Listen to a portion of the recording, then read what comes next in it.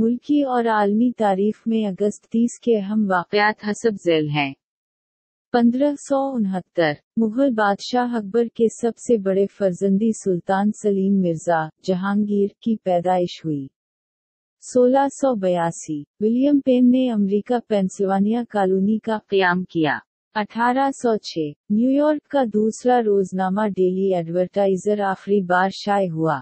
1928 the independent of India league کا ہندوستان میں قیام۔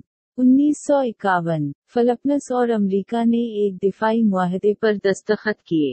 1984 خلائی شٹل ڈسکوری نے پہلی بار اڑان بھری۔ 1991 آذربائیجان نے سوویت یونین سے اپنی آزادی کا اعلان کیا۔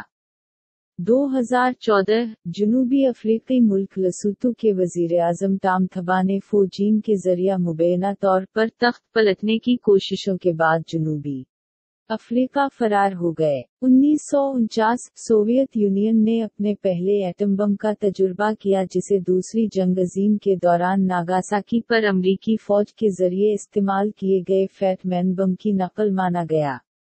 1952 ریزرو بینک آف انڈیا کے پہلے گورنر اوسبورن سمتھ کا انتقال ہوا۔